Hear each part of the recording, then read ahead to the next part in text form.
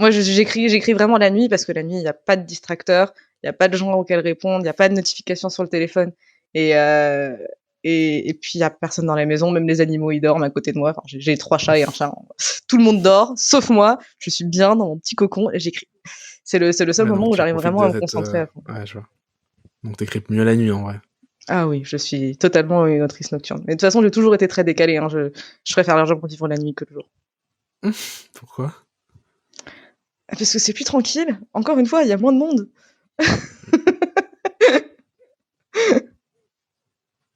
Puis il y a ce calme nocturne, même les insectes, même les animaux se taisent. Il y a de temps en temps une chouette qui fait son petit cri, mais c'est tellement serein. Et je peux vraiment être en tête à tête avec moi-même.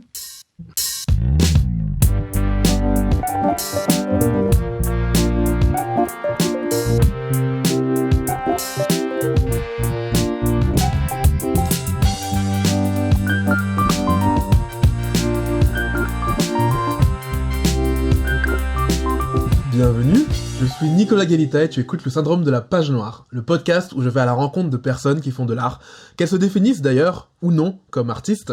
On discute de manière libre autour des enjeux de la création artistique, comment trouver l'inspiration, comment garder la motivation, et puis comment gagner de l'argent quand on est artiste, puis plein d'autres sujets. Cette semaine, contexte sanitaire oblige, il s'agit encore d'une interview à distance. Du coup, on perd en qualité sonore et en intensité du moment, mais à toute chose malheur est bon, puisque c'est aussi ce qui m'a permis de recevoir Emma, puisqu'elle habite loin de chez moi.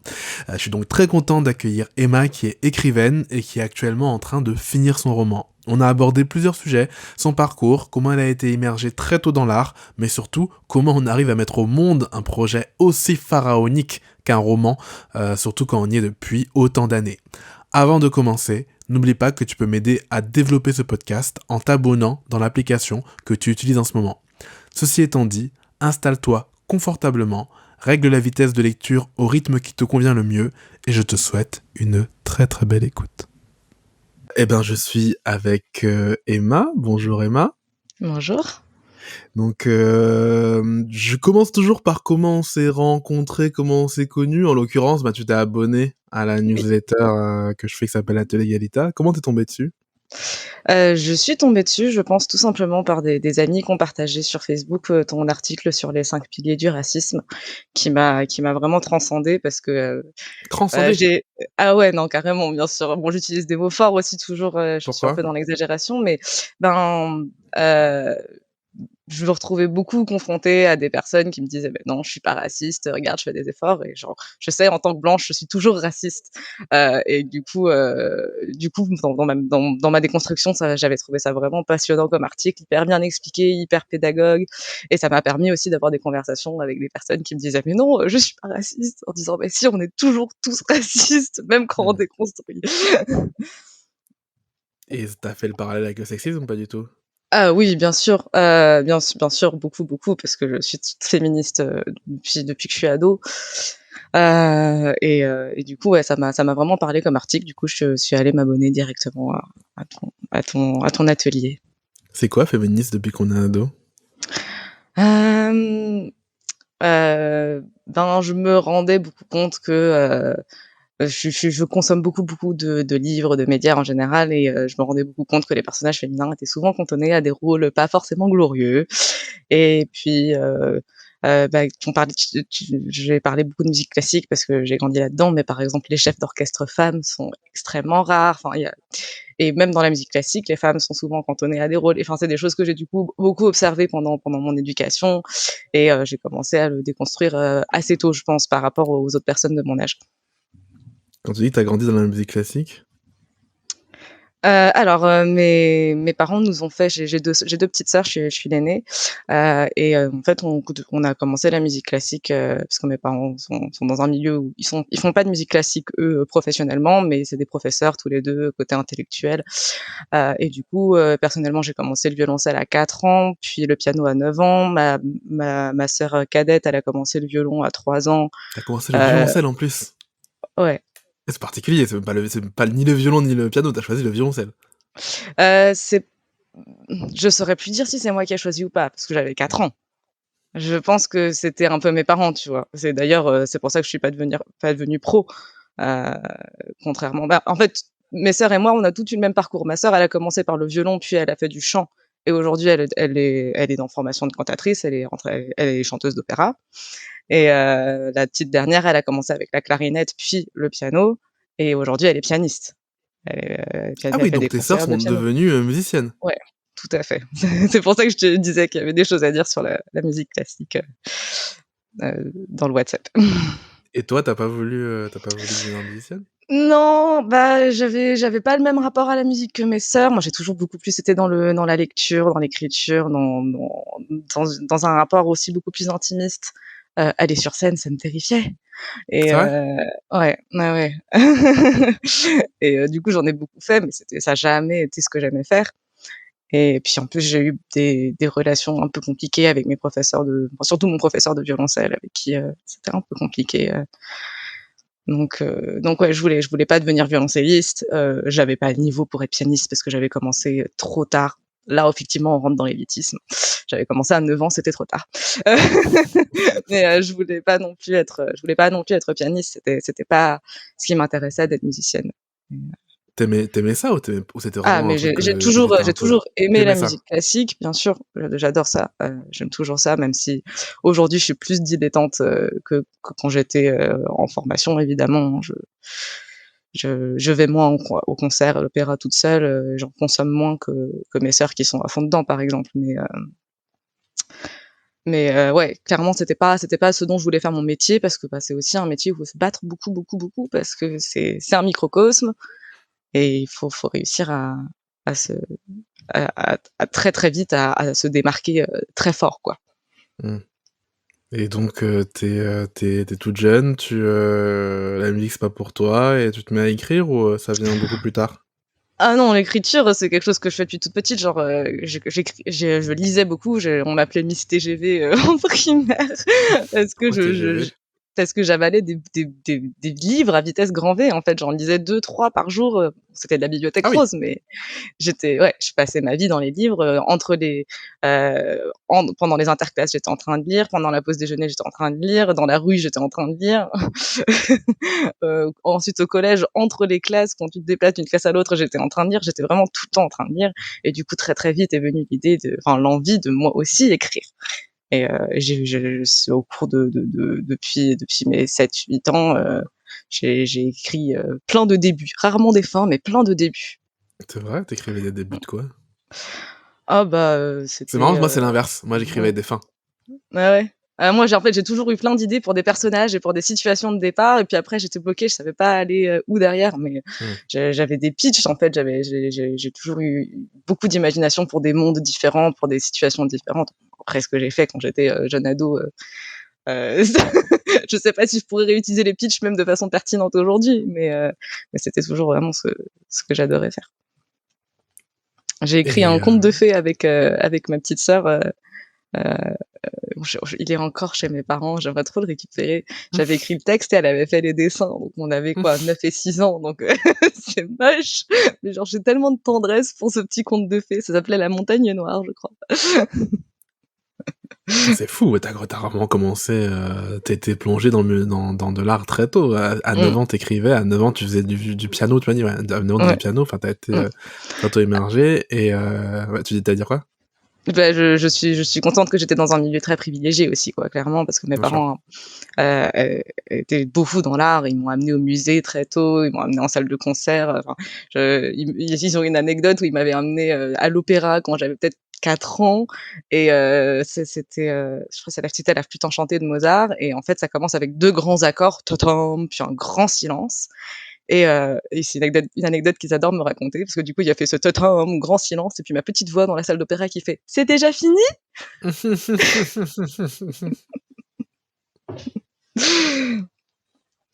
Voilà, donc voilà, j'étais dans un milieu qui effectivement apportait beaucoup d'importance à l'art et donc c'est vrai que ça m'a permis, très tôt de m'y intéresser et de m'y tenter sans pression et la pression, elle est venue beaucoup plus tard, en fait.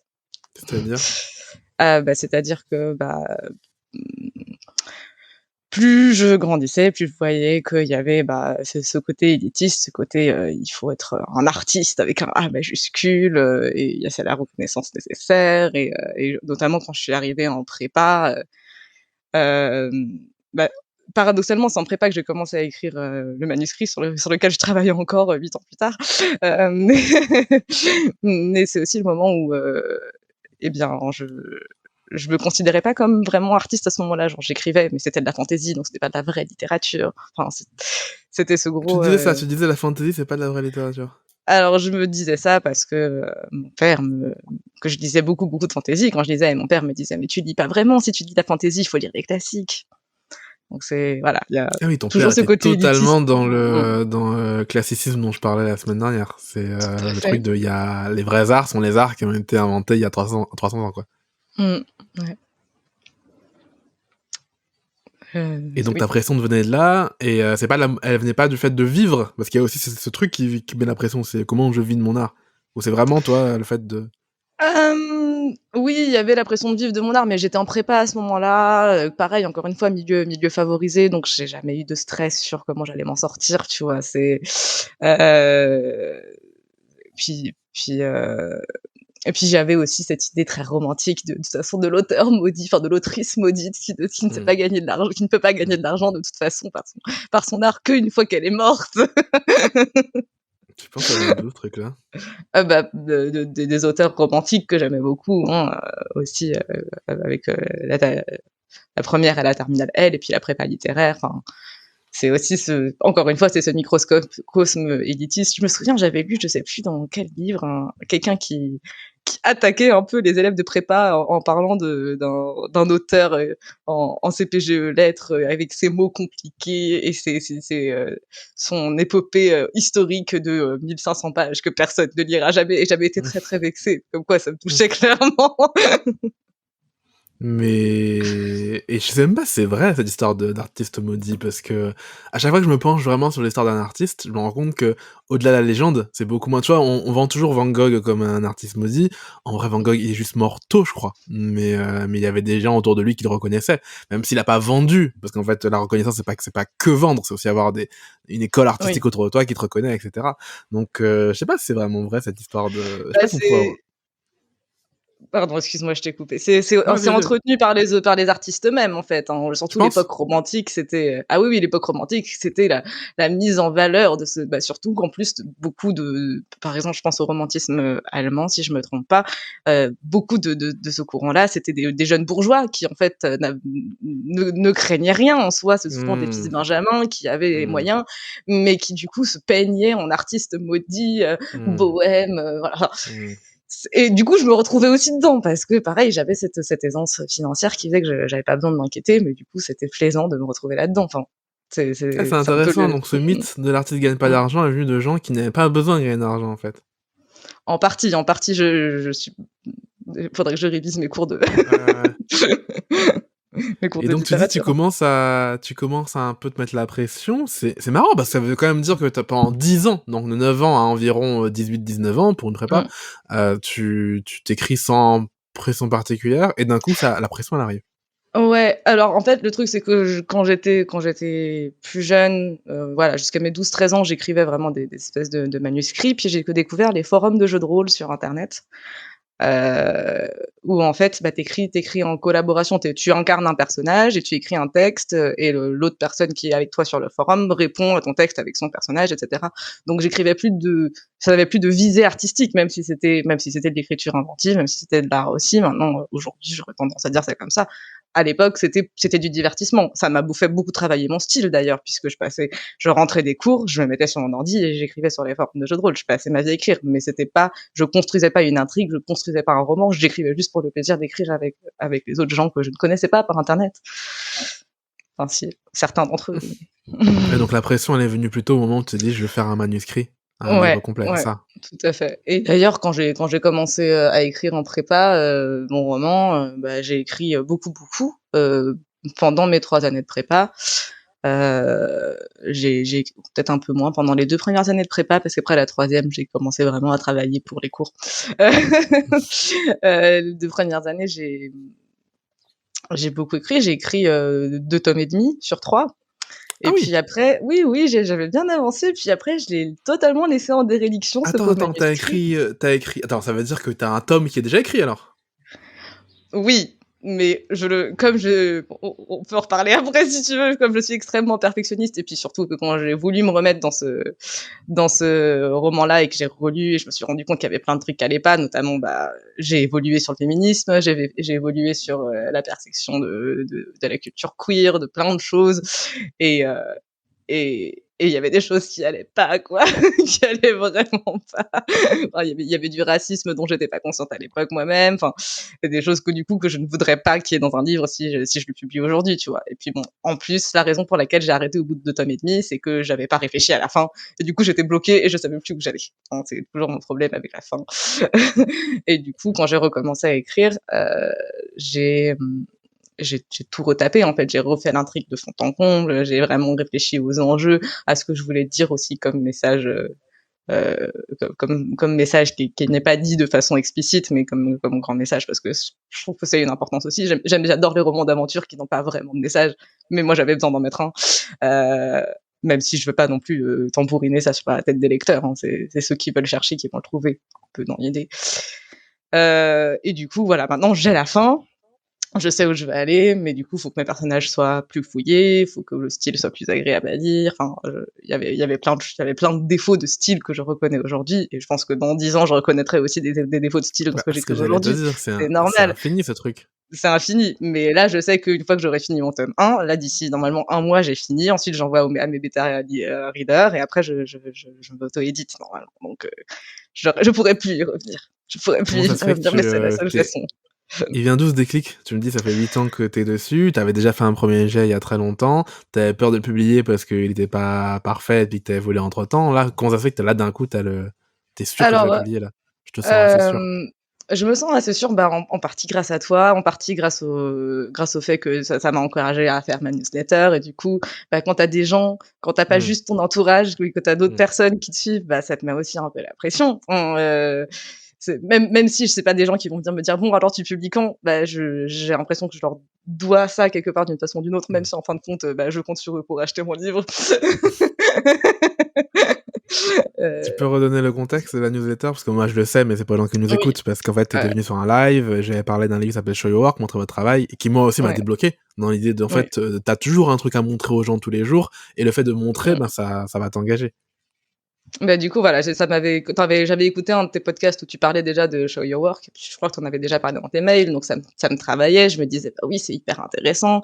Hem et c'est quelque chose que j'avais un peu envie de faire de façon inconsciente, mais je savais pas quoi mettre parce que je voulais pas publier mon roman en feuilleton, c'est Mmh. vraiment pas ce qui m'intéresse. Mmh. Et du coup, pendant ce live, j'ai demandé un peu, bah, qu'est-ce que je pourrais mettre? Est-ce que je peux parler de mon quotidien d'autrice? Est-ce que ça va intéresser des gens? J'étais très, très perplexe sur l'idée, et toi et d'autres personnes qui participaient au live m'avaient dit, que oui, carrément, ça pourrait intéresser. Bah, du coup, je crois que j'ai même pas attendu une semaine, je me suis chauffée et c'était parti. Et du coup, je suis très, très contente, je suis très, très contente d'avoir lancé ça, et je parle de plein de choses, dans ma newsletter. Du coup, moi, je fais pas tous les jours, hein, parce que je j'ai pas la motivation, mais je fais un article le mercredi, un le samedi. En vrai, la régularité Mmh, est plus importante que mmh, la mmh, quantité. Vaut mieux écrire une fois toutes les semaines le même jour mmh, que d'écrire 3 fois par semaine, mais à des jours pas fréquents. Parce que les gens ont besoin oui, d'avoir tu vois, un mmh, rendez-vous. Même toi, ça te mmh, met dans une routine qui. ouais. J'ai vu que tu parlais beaucoup d'écriture inclusive dans cette newsletter, dans ta construction. Tu peux nous partager un peu tes réflexions là-dessus? Oui, alors là, j'en parlais beaucoup parce qu'en fait, j'ai voulu commencer à parler d'écriture inclusive, dans ma newsletter, et je me suis aperçue que si je mettais tout dans un seul mail, ça allait être beaucoup trop long. Donc j'ai divisé en 4 mails où j'ai évoqué, bah, plein de sujets dans l'écriture inclusive, où j'ai découvert des choses moi-même en faisant mes recherches pour faire les mails, encore une fois. Mais il y avait un article que j'avais lu, qui est enfin une interview avec une professeuse, qui s'appelle, Eliane Viennot de mémoire, qui parle beaucoup de féminiser la langue en utilisant des vieux féminins, par exemple. Le féminin de Claire, c'est Clairgesse, je trouve que c'est trop joli. Administrateur, un des féminins, c'est administrares aussi. Enfin, bon, chasseur, chasseresse, mais voilà, il y a des très très beaux vieux féminins qui ont été totalement oubliés, notamment parce que Pécherel disait que mais non, mon professeur c'est pour les hommes parce que c'est le sexe noble. Du coup, on les met au masculin, même si c'est des femmes qui le font, bien sûr. Et c'est pour ça d'ailleurs que je préfère dire autrice que auteur avec un E à la fin parce qu'on n'entend pas. Et donc du coup, voilà, j'avais fait mon premier mail sur ça, mais dans l'absolu, pour répondre à la question d'origine, c'est très important pour moi l'inclusivité, parce que j'ai pas juste des personnages cisgenres dans mon roman, j'ai un personnage à genre fluide, je vais avoir un personnage à genre, j'ai des personnages trans, enfin, j'essaye de faire de l'inclusivité, et du coup, pour moi, c'est important que ça se retraduise aussi par l'écriture. Sauf qu'après, je vais être confrontée à une autre difficulté, c'est que j'écris par point de vue. Il y a certains de mes personnages qui vont avoir l'inclusivité et d'autres qui ne vont pas l'avoir. Du coup, pour les personnages qui pensent en inclusivité, notamment le personnage à genre fluide, forcément, va falloir que j'utilise l'écriture inclusive. Et pour les personnages conservateurs, j'utiliserai pas l'écriture inclusive. Déjà, en plus, c'est un exercice de style que j'aime beaucoup.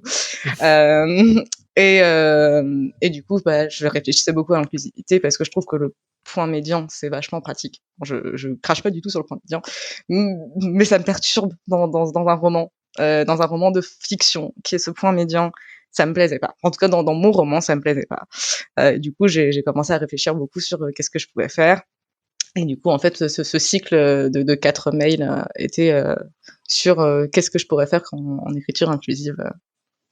Le point médian, je trouve que ce qui est le plus compliqué, c'est la voix dans la tête. C'est-à-dire que moi, quand je sais pas le lire dans ma tête. Tu vois, du coup, j'en parlais dans mon mail, mais moi, je n'ai pas non plus de voix dans ma tête, donc je n'ai pas ce problème-là. Je vois le point médian, je fais, ok, c'est les deux. D'ailleurs, pour parler du point médian, je fais juste une petite parenthèse point médian parce que c'est important. Il y a les plus progressistes vont dire, et c'est bien quand tu mets le point médian d'écrire auteur point médian X ICE pour aussi englober des personnes qui sont ni du genre féminin ni du genre masculin.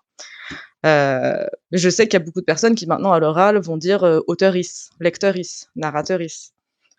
Et à l'oral, ça me choque pas. Mais et j'avais d'ailleurs une des lectrices de l'annonciateur qui me proposait d'écrire auteurice en toutes lettres, sans le point médian. Mais je trouve qu'à l'écrit, c'est un peu plus lourd.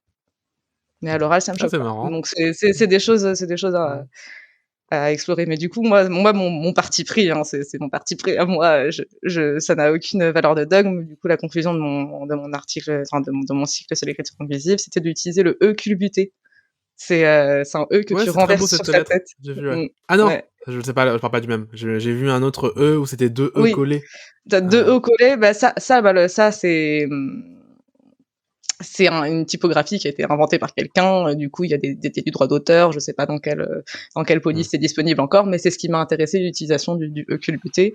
Et du coup, mon parti pris, c'est d'écrire les mots au féminin, parce que la plupart des mots au féminin ont un E pour marquer l'accord. Et du coup, je culbute juste le E pour indiquer que ça englobe tous les genres. Donc là, t'es en train d'écrire à plein temps? C'est ce que tu fais de toutes tes journées? Ouais, tout à fait.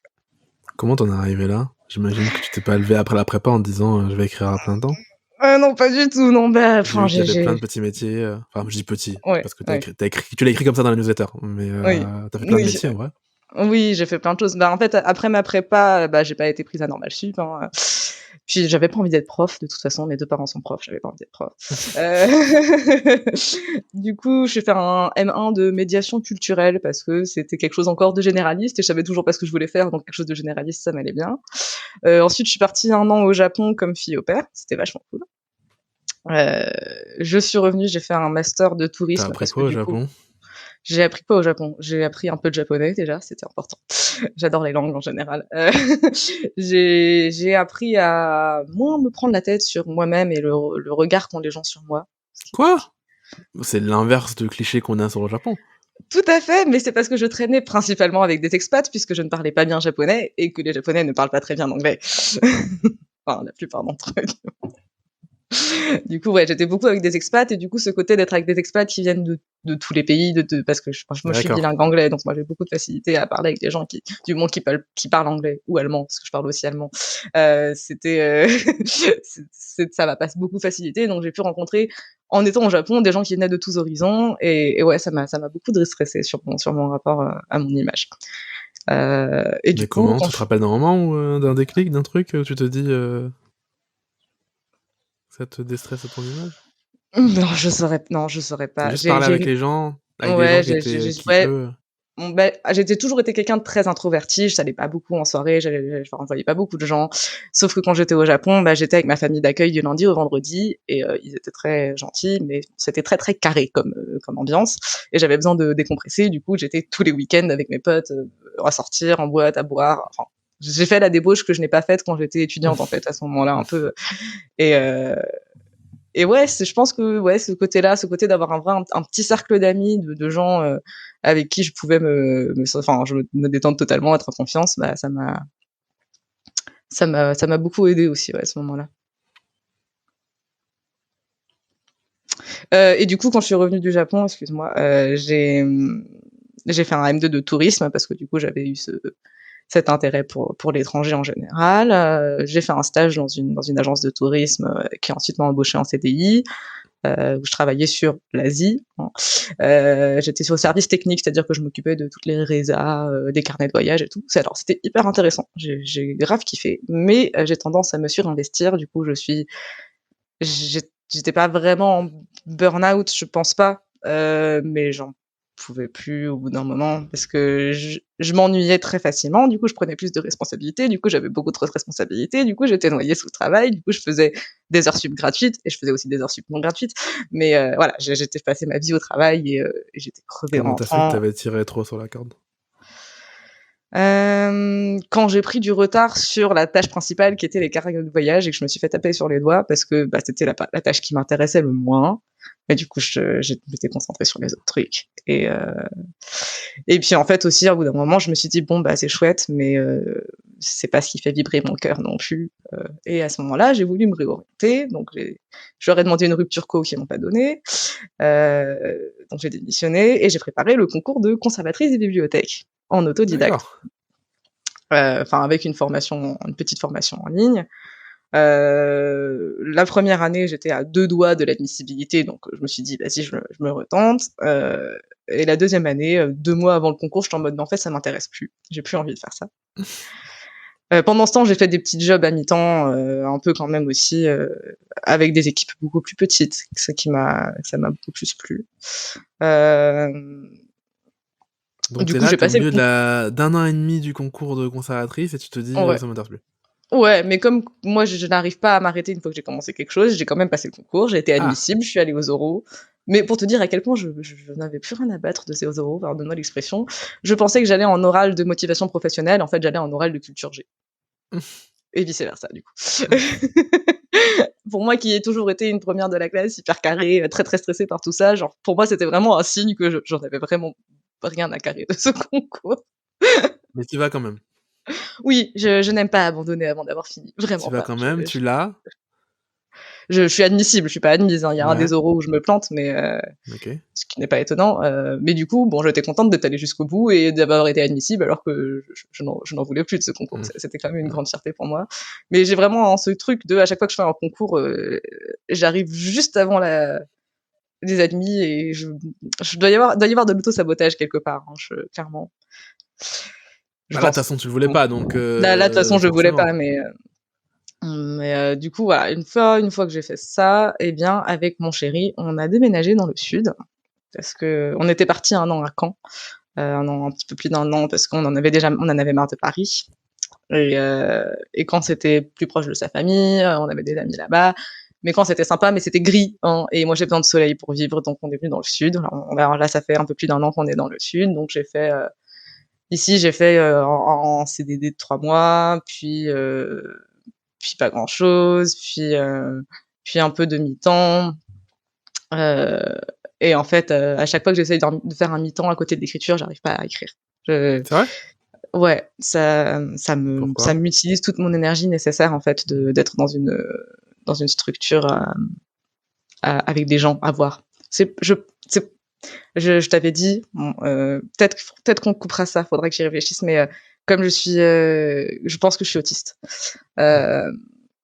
Et du coup, là, j'ai commencé le diagnostic, mais clairement, genre, j'ai vraiment une énergie. C'est aussi lié à mon introversion, mais je pense que c'est les deux qui vont ensemble. L'énergie que je consomme en étant en société. Après, je suis lessivée. Je peux pas écrire si je suis allée dans un endroit où il y avait des gens pendant la journée. Ah, l'écriture va pas te recharger. Parce que moi, par contre, j'arrive... Effectivement, je suis lessivé de voir des gens, c'est sûr. Enfin, de voir des inconnus. De voir des inconnus. Enfin... Ouais, plutôt des inconnus. Je crois que je suis moins lessivé. Je suis quand même fatigué quand c'est des gens que je connais, mais pas autant. Par contre, si c'est des inconnus, ça va me défoncer. Par contre, écrire va me recharger. Alors oui, ça peut me recharger, mais il faut que j'arrive à me mettre le coup de pied aux fesses qui me met devant l'ordi. Et c'est ce déclic-là que du coup j'ai beaucoup plus de mal à avoir quand je suis fatiguée de ça. Et non, moi c'est pas juste les inconnus. Hein. Même quand j'ai des amis à la maison, il y a un moment où il faut que j'aille m'isoler pendant 15-20 minutes. Oui, donc c'est plus dur que moi. Moi, je pense des amis, non, je peux rester avec eux pendant une journée. Alors quand j'ai un ami, quelqu'un de proche, moi j'appelle ami vraiment quelqu'un à qui je peux prêter 1000 €. Ah quoi. oui, mais mes meilleurs amis, ils voilà. sont là, on est 4, il y a mon chéri et eux deux, on est 4 en tout, c'est déjà trop pour moi. Une seule personne, il n'y a pas de problème. À partir de 3, à partir de 2 personnes en plus que moi, je fatigue. Très vite. Ah non, mais moi aussi je parle d'une personne, hein. Non, on est d'accord. Dès qu'il y a plusieurs personnes, c'est compliqué. C'est beaucoup plus compliqué. Ah non, moi je parlais d'une amie en one-to-one, avec une personne à une personne. Donc ouais, effectivement, ça t'épuise. Est-ce que c'est pas aussi le métier? Parce que j'ai l'impression que selon ce que tu cumules à mi-temps, c'est plus compliqué d'écrire derrière, ou pas? Bah franchement, mon dernier taf, c'était téléconseillère. Donc oui, ça peut avoir joué, parce que t'es tout le temps au téléphone. Mais j'étais sur une prestation où il n'y avait pas beaucoup d'appels. Je prenais que des appels entrants. Hein. Il n'y avait pas de démarchage. C'était pas du tout une partie compliquée. Et c'était, en plus, c'était une prestation où il y avait très peu de personnes désagréables parce que c'était une prestation pro. Donc en soi, c'était pas une prestation qui aurait dû me fatiguer à ce point-là. Mais du coup, je travaillais 3h30 par jour. J'avais parfois quasiment 3 heures de pas d'appel. Bah, ça a l'air très fatigant, tu dis, ça a l'air très fatigant. Rester 3 heures à rien faire, c'est épuisant. C'est ça, surtout pour des raisons de sécurité tout à fait compréhensibles, j'avais pas droit au téléphone. Donc je regardais mon écran en me tournant les pouces, quoi. Mais après, les jours où j'avais 3h15 d'appel sur 3h30, j'étais quand même fatiguée aussi. Enfin, dans tous les cas, j'étais fatiguée.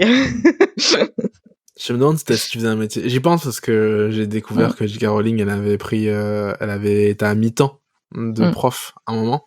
Et je me dis, quand t'es prof, c'est peut-être plus simple comme pour cumuler parce que t'es stimulé intellectuellement. Je pense que c'est ça qui t'as besoin si tu veux. Parce que je regarde, moi, tu vois, typiquement, là, je cumule les deux. Je cumule l'atelier et ma boîte aujourd'hui, qui s'appelle l'école du recrutement. Et en fait, j'ai plus d'énergie pour écrire quand je travaille que quand je suis en vacances. En vacances, c'est plus compliqué parce que je dois me motiver, etc. Mais c'est parce que c'est un job où je suis stimulé intellectuellement. Tu vois? Et du coup, comme je suis stimulé intellectuellement, je reviens et j'ai plein d'idées.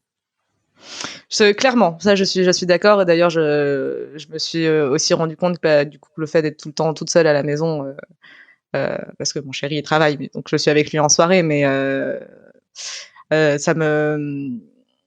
j'avais besoin de le compenser en téléphonant beaucoup avec mes potes ou ce genre de choses-là. Mais après, pareil, genre là, j'ai participé à un truc sur Facebook organisé par à la base une copywriter canadienne qui s'appelle Alexandra Martel, et en fait elle a fait un défi brutal où le principe c'était chaque jour il faut que tu fasses pendant 5 jours, non?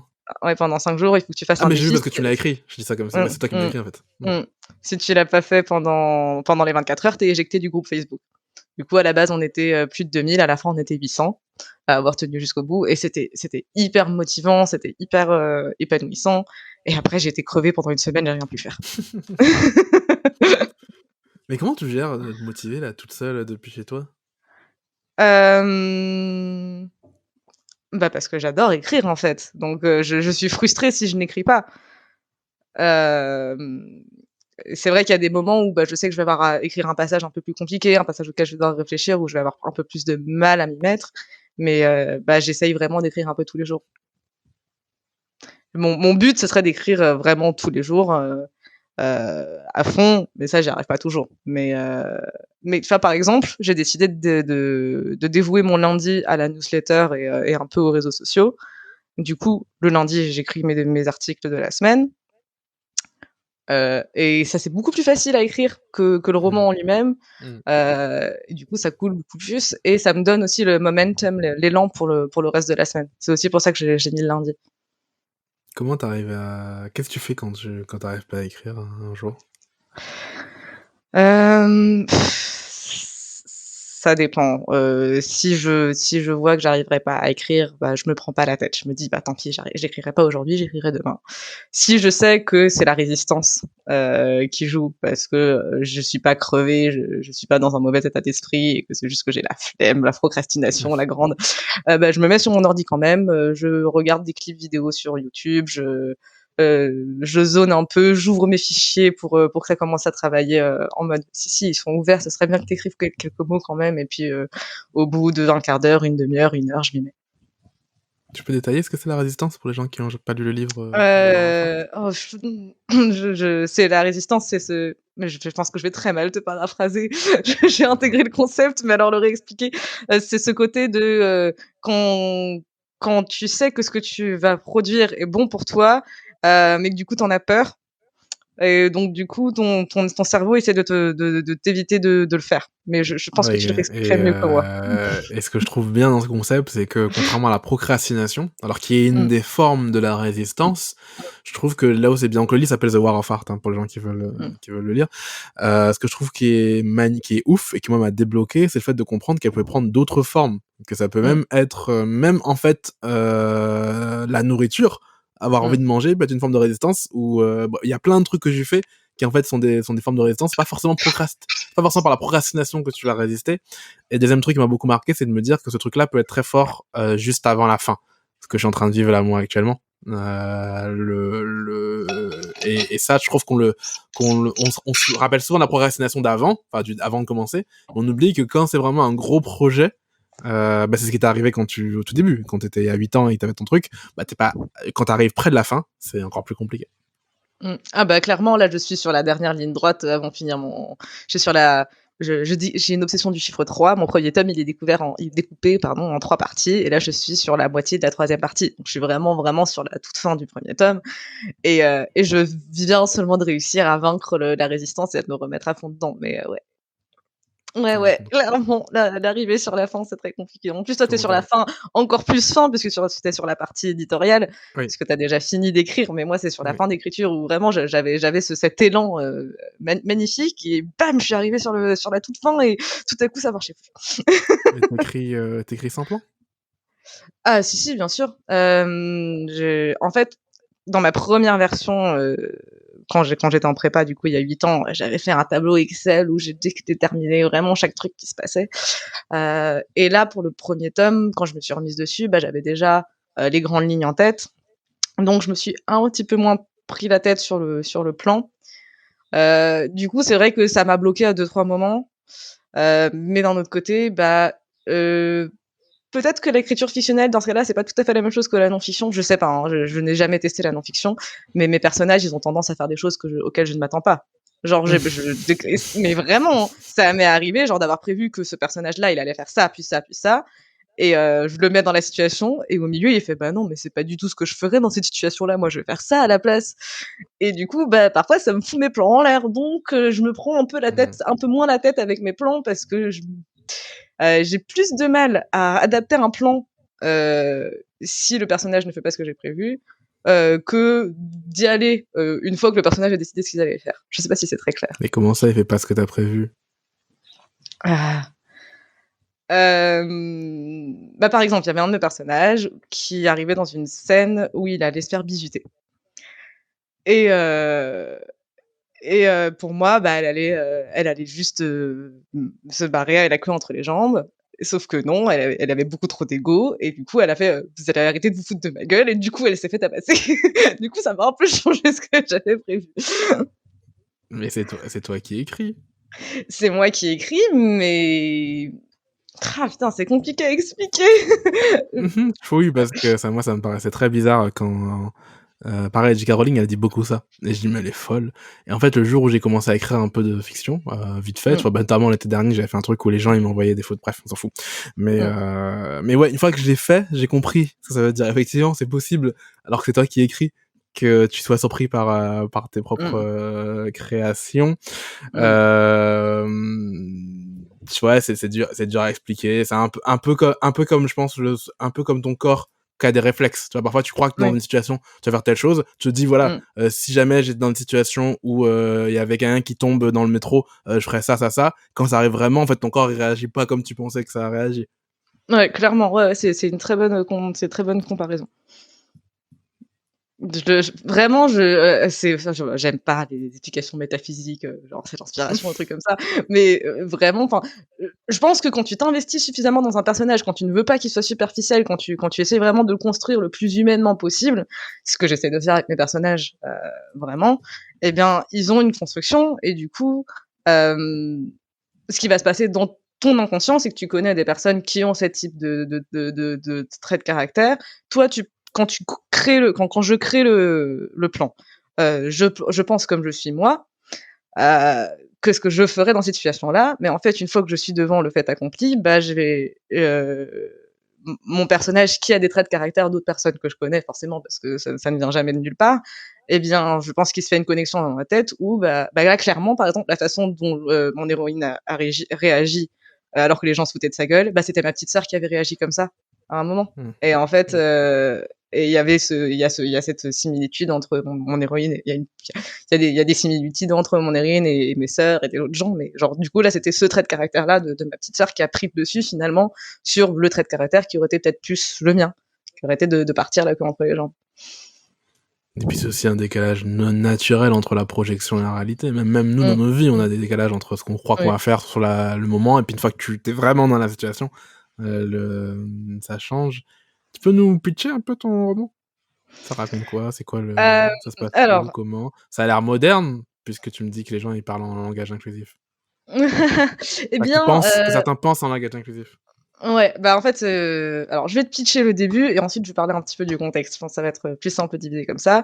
Le début, c'est 7 personnes qui se réveillent dans une plaine, et ils savent pas où ils sont. Ils ont pas de souvenirs immédiats. Et en fait, ils vont se faire ramasser par des soldats qui portent des uniformes du siècle dernier, et ils se retrouvent dans une citadelle où ils vont pouvoir s'enfuir parce qu'ils ont très vite compris que les habitants de la citadelle sont anthropophages et que s'ils se font capturer, ils se font manger. Voilà. Et on est à une époque déterminée ? Alors, du coup, je vais faire un petit contexte du coup. Dans mon roman, il y a 2 mondes parallèles. Il y a Notre Terre, mais qui se passe en 2082. Okay. Et il y a un monde parallèle médiéval fantastique. Et en fait, ils se sont retrouvés dans l'autre monde à ce moment-là. Okay. Ah oui, c'est pas le siècle dernier, c'est Moyen-Âge. C'est un autre monde, ouais. Ouais, enfin, je prends des libertés parce que ça, il va y avoir un peu des éléments de steampunk, il va y avoir un peu de... C'est pas vraiment du Moyen-Âge, ouais. Steampunk. Ah, le steampunk, c'est... Du punk à vapeur ? C'est ça. C'est un peu ça. Non, le steampunk, c'est un courant qui est très inspiré d'époque victorienne, mais avec les éléments victoriens poussés à l'extrême, genre comme si tout était à la vapeur à notre époque. Toute notre technologie était à la vapeur. Et du coup, c'est une esthétique très particulière que tu vas voir dans Metropolis un peu. Qu'est-ce qu'il y a de steampunk que tu pourrais connaître je sais pas. Bah, ça là, je saurais pas dire. En gros, mais genre Jules Verne est un des grands inventeurs, un des grands utilisateurs du steampunk aussi. Voilà, c'est beaucoup peut-être genre. Comment t'as appris à écrire ? Comment j'ai appris à écrire ? Bah, en écrivant. Comment tu continues à te... Comment j'ai appris à écrire ? Bah, en écrivant vraiment sur les forums de jeux de rôle, sur ce genre de choses-là. Comme j'ai toujours écrit, j'adore écrire. C'est très facile pour moi de coucher des mots sur le papier, en lisant beaucoup aussi, parce que j'adore lire.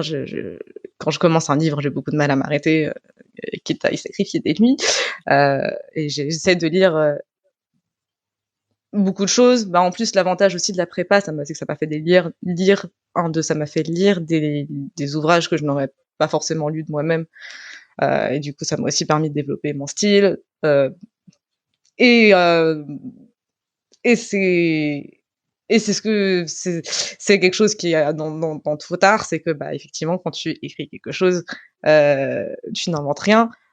Et du coup, c'est mieux de savoir ce qui s'est passé avant toi pour pouvoir y faire des références ou le déconstruire. Et du coup, là aussi, la prépa m'a beaucoup aidée parce que, eh ben, tout ce qui est analyse de texte, tout ce qui est, on va chercher ce petit sous-entendu que peut-être que l'auteur n'a pas mis du tout, mais du coup, la façon dont il a écrit, bah, peut-être qu'il l'avait pas prévu, mais c'est comme ça que ça ressort. Et tout ça, bah, c'est des choses que, bah, effectivement, il y a des moments où je le fais consciemment. Effectivement, il y a des moments où je me relis, je fais ah tiens, cet effet de style, je l'avais pas prévu, mais il rend parfaitement bien. Et est-ce que j'ai répondu à la question? Tout à fait. Et donc, on disait un peu avant que t'étais passé d'un moment où tu faisais plusieurs jobs à mi-temps, etc., t'es à plein temps, mais du coup, comment tu vis? Eh bien, comment je vis? Bah, j'ai la chance d'avoir un amoureux qui travaille. Pour le moment, j'ai encore un peu de Pôle emploi, mais ça se finit le mois prochain. Et, euh, et, euh, et du coup, je peux me permettre de ne pas travailler. Bon, on a forcément un super niveau de vie parce qu'en plus, dans le sud, c'est pas forcément les meilleurs salaires. Mais, mais du coup, voilà, il m'a toujours soutenu à 300%. Il voit très bien que, enfin, c'est un peu lui qui m'a repoussé à me remettre à l'écriture aussi, C'est vrai? honnêtement. Mm. Comment? Bah parce que je disais que j'avais envie de me remettre à l'écriture, il me disait bah fais-le dans ce cas-là. C'était je schématise hein, mais c'était un peu ça. Et c'est lui qui m'a beaucoup encouragée à m'y remettre, et du coup qui m'a ensuite offert tous les moyens pour que je puisse écrire sereinement, vraiment. Et clairement, si j'étais pas avec lui, je ne pourrais pas faire ce que je fais. C'est pas un modèle à suivre. Je profite totalement. Mais T'aimes du bien coup, les journées qui passent? pardon? Vas-y, finis ta phrase, je te redis. J'aimerais bien pouvoir ensuite gagner ma vie avec ça, mais Hmm. c'est tout un processus, hein, clairement. Si je veux gagner ma vie avec le newsletter, il faut que j'ai plus d'abonnés. Et puis, bon, bah, si je veux vendre mon livre, il faut que je puisse faire de la promo. Donc, il faut aussi sortir de l'argent pour pouvoir en récupérer. Alors, t'as besoin de plus d'abonnés peut-être pour faire un revenu complet, mais rien ne Mm. t'empêche de commencer à faire un petit revenu, non? Oui. Oui. Pour le moment, j'en ai 60 des abonnés, hein. Ouais, mais rien ne t'empêche de faire une vente. Tu vois, si tu commences Ouais. à... Un truc que j'ai regretté, moi, c'est de pas avoir monétisé assez tôt. Plus tu monétises Mm. tôt et plus tu t'apprends, en fait, à monétiser. Ouais. Je sais pas. Je pense que ça me stresse encore de monétiser. Hmm. Genre vraiment dans l'idée, je suis en mode ouais, je vais le faire, mais du coup, Ouais, je je trouve comprends. tous les arguments Ouais, je pour le comprends. repousser. Ouais, je comprends. Moi, ça me stressait beaucoup. Je pense que j'aurais plus de légitimité à vendre l'objet livre. Du coup, moi, ce que je me suis fixé, c'est bah, une fois que j'ai vendu le premier tome, enfin une fois que j'ai édité le premier tome, du moins, là, j'ajoute un mail par semaine qui sera un mail monétisé, mais qui en plus, du coup, la raison pour laquelle je me donne, pour laquelle je me mets cette ce paramètre-là, pardon, c'est que le mail en plus par semaine que j'envisage, c'est un mail qui est très lié du coup au lore, au livre en lui-même, donc des zooms sur les personnages, des petits spoilers sur le livre, des choses comme ça, pour lesquels il vaut mieux avoir lu le livre avant pour ne pas se gâcher le plaisir de la lecture aussi. Le lore, c'est l'univers. Hein. Le lore, c'est l'univers, tout à fait, c'est la cosmogonie. Mais du coup, ça limite la monétisation que à des gens qui ont déjà acheté le livre. Oui, je sais. Mais je ne saurais pas trop quoi monétiser d'autre en fait, sinon. Mais en fait, Tu pourras je sais pas. enseigner l'écriture. Enseigner l'écriture? Mais non! Bah, regarde le nombre de gens... J'ai pas les qualités pour faire ça. Pourquoi? Je sais pas, j'ai beaucoup ce côté universitaire de si t'as pas le diplôme, tu peux pas le faire. D'ailleurs, Ah bon? ah Ah ouais. oui. Ah ouais, non, mais c'est aussi le contrependant d'avoir été éduqué dans un truc aussi élitiste, c'est que, genre, vraiment, à chaque fois, je me dis, si j'ai pas le diplôme, si j'ai pas le papier qui dit que, c'est aussi pour ça que je vais me faire diagnostiquer officiellement, alors que je suis convaincue que je suis autiste. C'est que si j'ai pas le papier pour dire que c'est vrai, bah, c'est pas vrai. Ah ouais. Ah oui, ça limite le champ des possibles, effectivement. Mmh. Je suis en train d'essayer de le déconstruire, mais c'est compliqué. Bah, d'ailleurs, ouais. Vas-y. J'envisage de faire une thèse, par exemple. Une thèse. Ouais. Une thèse sur quoi? Une thèse en creative writing, donc en écriture créative, vraiment. Ok. Et là, j'aimerais faire de l'auto-traduction de mon premier tome quand je l'aurai fini. En anglais, du coup. D'accord. Mais en tout cas, moi, je t'imagine très bien. En tout cas, vu d'extérieur, je t'imagine très bien. C'est l'écriture. Hein. T'as plein de trucs à dire, en vrai. Ou enseigner, en tout cas. Il y a plein de gens qui rêvent, en vrai, d'écrire un roman. Mm. Puisque t'arrives au bout, bah, tu pourrais dire aux gens, bah, comment t'as fait pour arriver au bout. Ouais, mais le truc, c'est que je me sens pas légitime. J'ai toujours ce problème de légitimité. Déjà, Ça vient d'où? je sais... Je ne sais pas. Je pense que ça Je pose la vient... question parce que moi, ça m'est jamais arrivé. Hein. Ouais. Même le mot légitimité. Ouais. Je pense que ça vient en partie de l'éducation. Enfin, genre, j'étais le genre d'élève qui ramenait un 18 à la maison et on lui disait pourquoi un 20? Pourquoi pas un 20? Mm. Euh, et, euh, et ouais, je saurais pas expliquer pourquoi je pense que c'est un besoin de validation, mais du coup, effectivement, c'est peut-être lié à mes parents. Parce que je m'en détache petit à petit, donc peut-être que ça va aussi m'aider à me détacher de mon besoin de légitimité, mais j'avais un gros besoin de validation de mes parents. Et là, t'arrives à t'en détacher? Ouais, là, j'arrive à m'en détacher. C'est lent, mais j'y arrive. Parce que dans la Petit à petit. légitimité, il y a vraiment un truc religieux presque. Hein, et chaque fois que les gens me... Alors moi, c'est un mot qui m'est jamais vraiment venu à l'esprit, de légitimité. Parce qu'en fait, chaque fois que les gens me le disent, j'ai l'impression qu'il y aurait des humains, je sais pas, des prêtres, genre un prêtre en écriture et qui dit, et qui te couronne et qui dit, bah toi tu peux écrire, toi tu peux pas. Je dis, mais non, ces gens-là n'existant pas, je peux pas ne pas, en fait, je peux pas ne pas être légitime. Je suis forcément légitime. À partir du moment où je parle, je suis légitime. Pourquoi j'ai pas besoin de quelqu'un qui valide ce que je dis? Ouais, ok, j'entends. Mais je pense que du coup, il y a ce côté où je me dis, ok, moi j'écris, je suis contente de ce que j'écris. S'il y a des gens qui me Mhm. lisent et qui kiffent, bah tant mieux. Mais est-ce que Mhm. pour autant, je peux prendre la responsabilité de leur dire que si ils suivent mes leçons, ils vont mieux écrire? J'en sais rien. J'en sais rien du tout et c'est une responsabilité beaucoup trop lourde pour mes épaules. Bon, au pire, il arrive pas, c'est pas la fin du monde, toi. Ouais, je sais pas. Et puis Je y a sais pas pas. de, Mais pas en de plus, raison qu'en vrai, ouais. Et en ce plus, il que y a tu aussi dis va le forcément côté, aider les gens. je sais pas. Je sais pas, mais ouais, c'est vrai que Est-ce que tu serais capable de t'aider toi-même dans le passé? La question. Est-ce que tu serais capable toi-même de t'aider dans le passé? Parce que là, t'es capable d'écrire, de faire une formation d'1 heure pour la Emma d'il y a 5 ans, d'il y a 6 ans, et de lui dire comment elle pourrait aller plus vite. pour l'écriture, on est Ouais. toujours sur le thème de l'écriture. Ou autre Je chose. On va autre chose, Ouais. on est parti sur l'écriture, mais c'était autre chose. Je plus vite, je sais pas parce que je suis quelqu'un, d'assez lent en général, En tout cas, mais plus ouais, agréablement, tu vois. ouais, oui, je pense. Je ne suis pas sûre, mais c'est possible, oui. Parce que si t'as ça, après, il suffit juste de faire ça, et puis les gens comme toi vont... Moi, c'est ce que je fais. Moi, je fais des cours pour moi d'il y a 3 ans, voire moi d'il y Mmh. a 2 mois, parfois. Là, je suis sur une formation de gérer l'argent. J'avais pas ces connaissances-là il y a encore 6 mois. Donc là, je vais faire la Mmh. formation que j'aurais aimé voir et que je n'ai pas vue, et que j'ai dû galérer à lire plein de livres. Et c'est ça que je vais vendre aux gens. Je vais vendre, toi, ce que j'ai appris. Mmh. D'accord. Bah, je Parce que je pense suis qu'il y a aussi ce côté qu'à chaque fois que je suis sur internet, je vois des formations pour écrire et tout et c'est pas aussi un truc dans lequel j'ai envie Ah, t'aimes de pas. Ok. mmh. On va dire que t'aimes pas. Bah, alors après, c'est peut-être le côté marketing de comment ces formations-là sont vendues, mais c'est vraiment Hmm. vendu comme des méthodes miracles pour écrire un roman qui va marcher. Moi, je sais pas si mon roman, il va marcher déjà, donc Hmm. je pense qu'il y a ouais. Bon, je pense qu'on revient sur la légitimité, hein, ça tourne en boucle, De je suis ouf. désolée. Parce que j'allais dire, bah justement, si t'aimes pas les méthodes actuelles, c'est la raison de plus pour faire ta méthode.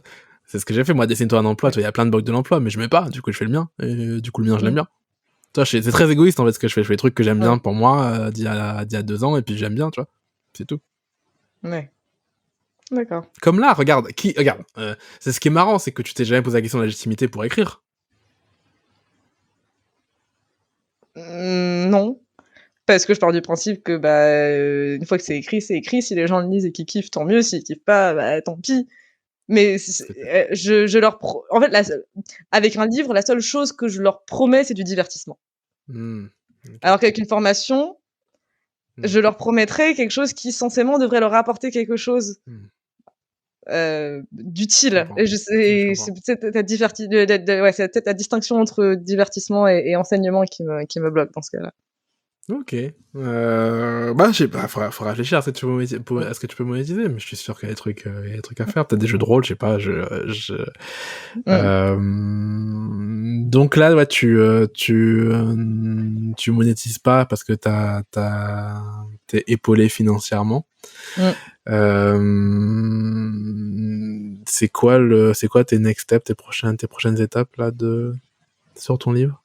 T'es bientôt arrivé, t'as bientôt fini, Ah ouais, là, de toute façon, j'aimerais avoir fini d'écrire, fin mai, début juin. À partir de début juin, j'envoie à mes bêta lecteurs. Je pense que je vais même demander aux abonnés à la newsletter s'il y a des gens qui veulent être bêta ou sensitivity readers. Et ensuite, j'hésite encore à passer par une plateforme comme Librinova, comme toi, ou vraiment par Mmh. l'auto-édition. Mais de toute façon, d'ici fin 2021, j'ai envie d'avoir publié d'avoir OK. édité mon Fin donc là, 2021, c'est sûr. l'objectif. D'accord. Ça, T'aimes bien c'est les journées que tu passes? Ouais, grave. Je suis extrêmement décalée, hein. Là, je me suis levée à 13h, hein. Honnêtement, on commençait le rendez-vous à 14h, je me suis levée à 13h. Mais d'un autre côté, je me suis couchée à 6h30 du matin parce que j'ai écrit jusqu'à Mmh. 6h, hein, aussi. Tu Donc écrit voilà. jusqu'à 16h? Ouais. Waouh! Moi, j'écris vraiment la nuit parce que la nuit, il y a pas de distracteurs, il y a pas de gens auxquels répondre, il y a pas de notifications sur le téléphone et heu et puis il y a personne dans la maison, même les animaux, ils dorment à côté de moi. Enfin, j'ai 3 chats et un chat. Tout le monde dort, sauf moi. Je suis bien dans mon petit cocon et j'écris. C'est le seul Ouais, moment donc où tu j'arrive profites vraiment à de me cette, concentrer à fond. ouais, je vois. Donc t'écris mieux la nuit, en vrai. Ah oui, je suis totalement une autrice nocturne. Mais de toute façon, j'ai toujours été très décalée, hein. Je préfère largement vivre la nuit que le jour. Pourquoi? Parce que c'est plus tranquille. Encore une fois, il y a moins de monde.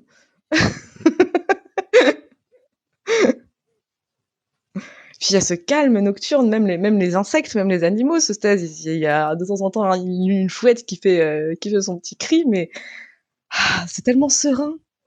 Et je peux vraiment être en tête-à-tête avec moi-même. Mmh. Et t'as pas essayé des solutions type, je mets mon téléphone dans une boîte et je l'enferme pendant... Tu sais, il y a des gens qui font ça, qui enferment leur téléphone dans une boîte pendant 1 heure, et la boîte s'ouvre Non, qu'après 1 heure, et du coup, tu peux plus... ça me Ouais, moi aussi. stresserait Je dis ça, beaucoup mais moi aussi. trop. C'est pour ça que la nuit j'écris mieux parce que c'est pas parce que j'ai dû me priver de mon téléphone que j'écris, c'est parce qu'il se passe rien sur le téléphone. Mmh. J'ai C'est trouvé encore mieux. une légère astuce, Ouais. qui est de mettre le téléphone à l'autre bout de la pièce. Mmh. Donc, si je veux le prendre, je dois me lever. Et d'ouvrir une session invitée sur mon ordi. Parce que si je Mmh. suis sur mon ordi en normal, j'ai les codes de tout. Je vais sur Facebook, je vais sur machin. Quand je suis en Ouais. session invitée, j'ouvre mon application d'écriture. Mmh. Et je peux aller sur Facebook, mais il faudrait que je me rappelle du code, tu vois. Je peux aller sur Twitter, il faudrait que je me rappelle du code. Vu que c'est en session invitée, Mmh. le code sert de barrière à moi et la distraction. Et le téléphone, il est à, alors je dis l'autre bout de la pièce, hein. Alors les gens voient pas, mais chez moi, y a pas de pièce. Enfin, c'est un studio, donc c'est Ouais. tout petit. Je dis l'autre bout de la pièce, ça veut dire sur mon lit, quoi. Et ça marche, en vrai, ça marche bien. Ça Ouais, c'est marche pas bien, bête. maintenant que je le fais. C'est pas bête. Pour moi, ça peut pas être une session invitée parce que j'ai tout sur Dropbox. Et comme j'ai besoin de me référer souvent à ma cosmogonie, enfin à mon univers, quand j'ai un Hmm. doute, il faut que je puisse l'ouvrir facilement. Mais ouais, je peux ouvrir une session écriture où il y a que la Dropbox. Oui, c'est ce que je fais. C'est pas mal. Mmh. Je l'ai fait en rapide, mais en fait, mon Mmh. application Mmh. d'écriture s'appelle IA Writer. Pour pas perdre ce Mmh. que je fais, j'ai besoin de la connecter. Donc, Mmh. je me connecte à ça, je connecte cette application, mais c'est le seul truc que je Mmh. connecte. Mmh. Et après, comme ça, je peux écrire tranquillement. J'ai cette idée parce qu'il y avait un truc qui s'appelle FreeWriter, je sais pas si t'as vu ce truc. Non, C'est ça me une dit espèce rien. de machine Mmh. qui a juste un clavier, qui a un tout petit écran, genre comme l'écran de Kindle, et qui est vendu pour être sans distraction. Et du coup, des trucs comme ça, j'hésitais à en acheter, sauf que le problème, c'est que, comme il n'y a pas d'écran, tu sais, t'es penché. Or, j'ai des Ouais. problèmes j'ai des problèmes de dos, des problèmes de nuque. C'est très mauvais Mmh. pour moi, donc je l'ai pas acheté. Mais en vrai, j'étais séduit par le principe d'avoir un truc que tu peux écrire sans être connecté à Internet. Ouais, grave. Ouais, j'avoue. Et ben, j'ai testé. Merci pour l'idée. On arrive à la fin de cette discussion. Avant de finir, est-ce que t'as un truc que tu voudrais partager avec les gens, une œuvre, un film, une vidéo, un compte Twitter, ce que tu veux?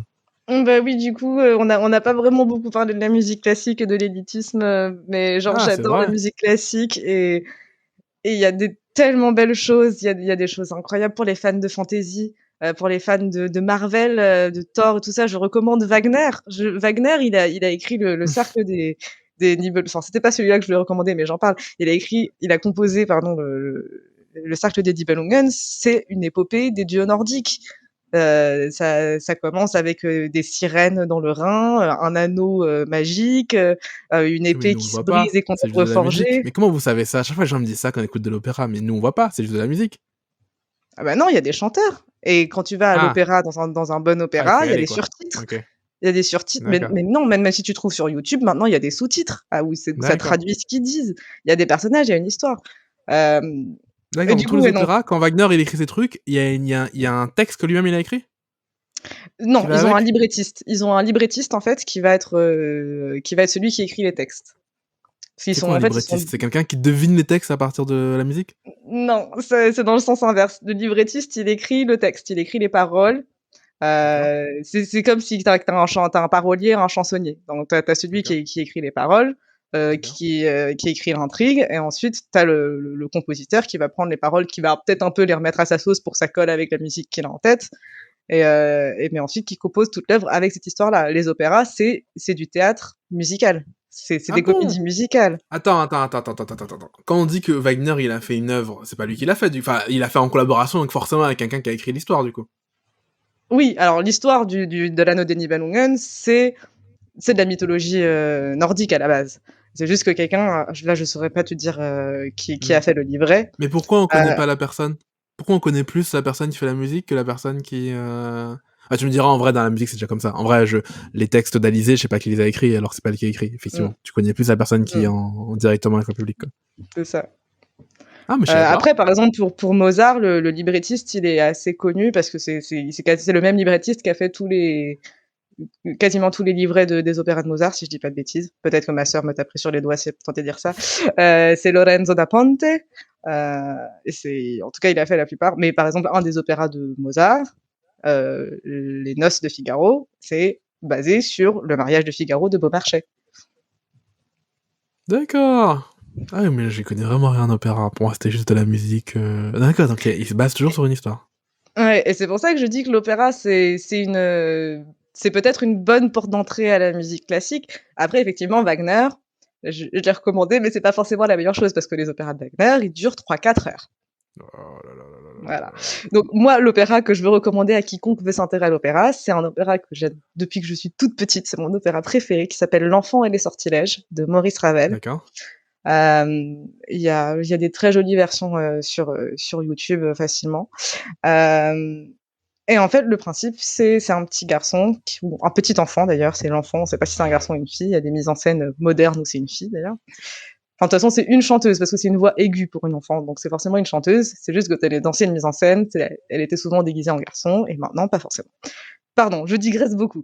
Cet enfant est dans sa chambre, il veut pas faire ses devoirs, il est énervé contre sa maman vient lui dire donc tu as fait tes devoirs, il dit non, il lui tire la langue, il est trop vilain, donc elle lui dit tu resteras tout seul jusqu'au dîner et songe à ta faute.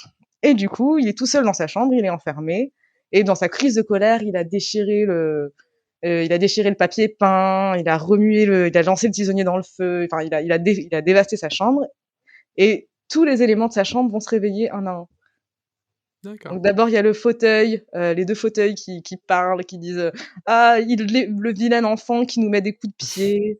Il y a l'horloge qui fait: «Il a retiré mon balancier» et c'est totalement fantasque, et ça dure 45 minutes pour le coup, c'est vraiment tout court Chaque numéro est très différent musical. Maurice Ravel, c'est du 20e siècle, donc il y a beaucoup d'inspiration. Il y a même un des duos, c'est un peu jazzy, un peu raciste. Je le reconnais pour les parce que c'est la tasse chinoise et la théière anglaise, du coup voilà. C'est Colette d'ailleurs, et autrice française, qui a fait le livret de L'Enfant et les Sortilèges, puisqu'on en parle. Attends, mais c'est totalement une comédie musicale, votre truc. Mais oui, l'opéra, c'est des comédies musicales. C'est juste que c'est des comédies musicales de musique classique. C'est pour ça que ça me frustre tellement quand les gens disent mais non, l'opéra, c'est incompréhensible. Je trouve que c'est ce qu'il y a de plus accessible dans la musique classique, parce que oui, effectivement, quand tu vas dans un concert de musique de chambre, si t'as pas les connaissances, tu peux pas forcément bien en profiter. Mais l'opéra, c'est une histoire, c'est une aventure. Genre les opéras de Mozart, il y a Don Juan. Le Don Juan, on connaît tous l'histoire. Ben, un des opéras de Mozart, c'est Don Juan, et tu vois Don Juan Mais qui attends, et donc... séduit à tour de bras, Mais quand et du coup, tu y vas en tant que spectatrice, ils parlent français, les chanteurs? non, ils chantent. Alors, ça dépend. Mais généralement, aujourd'hui, il y a une époque où ils traduisaient les livrets pour que ce soit dans la langue. Mais c'était avant l'époque des surtitres. Aujourd'hui, quand tu vas à l'opéra, c'est chanté en langue originale, généralement. Et en fait, au-dessus de la scène, tu as un grand bandeau avec la traduction des paroles de ce qu'ils chantent. D'accord. Et en plus, quand tu vas à l'opéra, souvent, tu peux acheter ou récupérer gratuitement un programme où ils te résument l'histoire de par acte. Donc, tu as à la fois le synopsis sous les mains, dans les mains, avec souvent les programmes ils sont bien faits, hein, ils ont pour vocation de démocratiser, donc ils t'expliquent un petit peu l'histoire du compositeur, ils t'expliquent l'histoire de l'opéra, le contexte dans lequel elle a été composée, et ils t'expliquent le synopsis de l'opéra, et ensuite pendant que t'as l'histoire, bah t'as les paroles qui s'affichent au-dessus ou en dessous de la scène ou sur les côtés en fonction de la répartition. Donc ouais, la musique Ok, classique c'est des n'est comédies pas du tout musicales. aussi hermétique qu'on le pense. Ouais, Et je j'avoue, suis j'avoue. tellement triste que ce soit vraiment aux mains d'une telle élite. Ça me rend tellement triste quand je vais à l'opéra, quand je vais au concert, et que je ne vois que des seniors, hein, voilà. Hmm. Et Après, un des j'encourage contacts. tout le monde à écouter au moins L'Enfant et les Sortilèges pour voir que l'opéra, L'Enfant et les Sortilèges, c'est vraiment un opéra qui est marketé, entre guillemets, pour les Ouais. enfants. Il l'a composé pour sa fille, si je me trompe pas. Et puis quand tu racontes, moi j'aimerais ça entendre Émilie Joly. Hein. Émilie Joly, c'est exactement ça. C'est une petite. Je sais pas si tu as déjà écouté cette comédie musicale. Non. C'est une enfant. En fait, c'est une enfant qui rêve. Et donc elle rêve, et elle se met à rêver. Et dans son rêve, il y a beaucoup d'inspiration de son horloge m'a parlé. Il y a pareil, il y a un moment jazzy avec. Enfin, en vrai, ce que tu m'as raconté ressemble quand même beaucoup à Émilie Joly. C'est juste que Eh ben, avec la c'est musique fort classique. probable qu'Émilie Joly, elle ait eu cette culture-là et qu'elle ait fait un hommage à Maurice Ravel, ça m'étonnerait pas. Mais moi, c'est vraiment mon opéra préféré, parce qu'en plus, il y a cet amour de l'enfant pour de l'enfant pour la mère qui est tellement bien retranscrit aussi à travers tout l'opéra Et en du coup, c'est filigrane. récent, Maurice Ravel. Ouais, attends, si j'ai envie de vérifier la date de L'Enfant et les Sortilèges.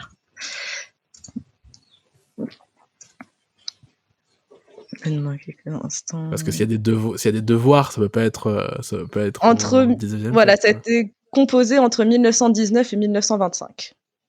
Ok. Ah oui, donc relativement récent. Ok, bah écoute, ça donne presque envie de... Moi, le seul contact que j'ai avec un truc qui ressemble à un peu, c'est la Philharmonie. Ils avaient fait le Retour du Jedi, mais avec Oui. avec un orchestre. C'était marrant. Mais ma sœur, qui est en conservatoire, elle a fait un concert de fin d'année où ils ont fait toutes les musiques de... Euh... son nom m'échappe, mais genre justement les musiques de Star Wars, de Mais Indiana pas en Jones et live. tout. Tu vois, là, Si, c'était en en live, c'est live. genre, il y avait le film. Ah, d'accord, devant le film, on est Ah d'accord. oui, Hein. non, il y avait pas le film derrière, ils ont juste joué Tu vois, toutes là, il les y avait musiques de genre... film. Ouais. Là, genre, il y Ouais. avait le film, et ils retirent la bande des instruments, et du coup, c'est Ah, tu vois, c'est les vrais trop orchestres. stylé. Franchement, Trop c'est pas mal. stylé. C'était Ouais. vraiment stylé. Du coup, quand tu connais pas la musique classique, ça va, parce qu'en vrai, tu regardes juste un film avec de la musique classique, ce qui est normal. Hein. Tous les films ont des enfin, tous ces films-là ont en tout cas des de musique classique, et du coup, ça choque pas, tu vois. Ok, eh ben, on recommande L'Enfant et les Sortilèges, c'est ça? De Maurice Ravel, tout à fait. De Maurice Ravel. Tu as un contact C'est vrai qu'on a pas beaucoup parlé de musique classique, tu t'en fais encore? Eh bien, mon violoncelle est là, dans un coin de la pièce. Je n'y ai pas touché depuis des mois. T'en sers pas? Ça te dit pas de faire un mix entre ton écriture et ton Oh, peut-être, je ne sais pas. Dans le cadre du défi brutal, j'en parle vite fait, on avait la dernière épreuve, c'était de faire une collaboration du coup, comme j'avais envie de faire plein de OK. collaborations, j'ai fait 5 collaborations OK. et une d'entre elles, c'était, je me suis associée avec, une pâtissière, une illustratrice et une, chanteuse-compositrice du coup, on a fait une petite recette chantée de recettes anthropophages, du coup, qui illustrait, l'entremets à l'hémoglobine et c'était hyper fun. Oh! Oui, c'est un peu glauque du coup, mais c'était hyper fun. Mais ouais, c'est vrai que j'ai jamais pensé à moi-même associer mon écriture à mon violoncelle, mais encore une fois, c'est parce que je sais que mon niveau de violoncelle genre, comme j'ai été toujours dans des conservatoires avec des gens qui ont un niveau de fou, Mmh. qui sont aujourd'hui des gens qui se produisent sur scène, je suis très intimidée par mon violoncelle. Mais au Le pire, tu fais piano, c'est plus personne facile t'écoute. alors que le violoncelle, ouais. Mais personne t'écoute. Oui, mais moi je m'écoute. Ah! Ça, c'est ouf. Non, c'est pas vrai, de temps en temps je joue un peu, mais il y a aussi ce côté de la résistance est très, très forte, la procrastination est très, très forte avec le violoncelle parce qu'il faut sortir le violoncelle de la caisse. Il faut, sortir la pique, la partie que tu pointes dans le sol. Il faut, planter l'archet, il faut prendre une chaise, il faut OK. prendre un pupitre, il faut Ouais, c'est ensuite pas accorder le immédiat. violoncelle. OK. Il y a beaucoup d'étapes. Mmh. C'est pour ça que j'aimerais bien, chez mes parents, il y a toujours eu un piano. Ici, on en a pas encore, j'aimerais bien en avoir un. Le piano, tu t'assois, tu es devant le clavier, tu Ouais, pianotes. c'est clair. Le violoncelle, c'est vraiment pas le même rapport. Et puis comme j'ai toujours eu des profs de piano avec lesquels je m'entendais très, très bien, j'ai pas ce petit rapport de amour-haine avec le violoncelle où, enfin, pour le coup, mon professeur de violoncelle m'a fait pleurer à presque tous mes cours de violoncelle pendant 2 ans d'affilée, où du coup, c'est un peu plus difficile. Mmh. Eh ben, c'est pas mal. Merci, merci à Désolée, j'ai toi. Si beaucoup les gens, ils digressé veulent sur la fin. te non, non, au contraire, je t'avais dit, rappelle-toi, je Mmh. t'ai dit au début que Mmh. tout le monde Ouais. sent qu'il digresse, mais c'est Mmh. le but. Je voulais te dire, oui, pour finir, si les gens veulent retrouver ton travail, ils te retrouvent où? Bah, du coup, sur Substack, hein, j'ai fait comme toi, j'imite les grands. C'est sublimer, le verbe sublimer, .substack.com. Ah, c'est Sublimé! Je viens de Mmh. comprendre. Ah! Je lis Sublimer depuis le Mais oui, début je sais pas et je dis: pourquoi, les gens pourquoi c'est veulent toujours bureau? le dire à l'anglaise, mais non, Parce c'est qu'il y a un mar verbe français. c'est parce qu'il y a substack.com juste à côté. Donc en fait, tu Oui, lis, ouais. Mmh. sublimer.substack.com. Mmh. Ah! C'est sublimé tout simplement. Oui, parce que OK, ma OK, OK. trilogie s'appelle Sublime et du coup, j'ai pris le OK. verbe, quoi. Donc les gens tapent, sublimé.substack.com. De toute façon, je mettrai le lien Ouais. dans la description. Un autre endroit pour Ouais. retrouver ou c'est principalement là qu'on te retrouve? Bah, sur Facebook, pareil, j'ai une page où là, pour le coup, j'essaye de poster un peu plus souvent qu'à la newsletter, mais c'est des petits trucs, quoi. Mmh. Bah, du coup, c'est Sublimé, sur Facebook, si tu veux directement taper facebook.com/e.sublimé parce que Sublimé était déjà pris et que je m'appelle Emma, Cool. j'adore le E, Ouais. voilà. Super. Merci Emma. Merci beaucoup, Nicolas. Merci d'avoir écouté cet épisode. Si tu écoutes ça, c'est que l'épisode t'a tenu suffisamment en haleine ou que tu as eu la flemme d'arrêter le son parce que le bouton était trop loin. Si par un hasard extraordinaire tu écoutes cet épisode alors que tu n'es pas abonné à l'Atelier Galita, c'est le moment de me rejoindre. Tape Atelier Galita dans Google et laisse ton email sur la page. L'Atelier Galita, c'est mon espace de création. L'idée, c'est de t'envoyer une dose d'inspiration chaque matin dans ta boîte email. Il n'y a pas de thématique particulière, mais il y a une promesse, te proposer l'inverse des actualités. C'est-à-dire que là où les actualités sont anxiogènes, éphémères, futiles, je te propose un contenu épanouissant, intemporel, utile. Tu peux évidemment aussi t'abonner sur la plateforme que tu utilises pour écouter et laisser un avis sur ce podcast. Ceci étant dit, je te dis encore merci de m'avoir écouté et à dimanche prochain, 18h, pour un autre épisode du syndrome de la page noire. D'ici là, garde la pêche et mange des poires.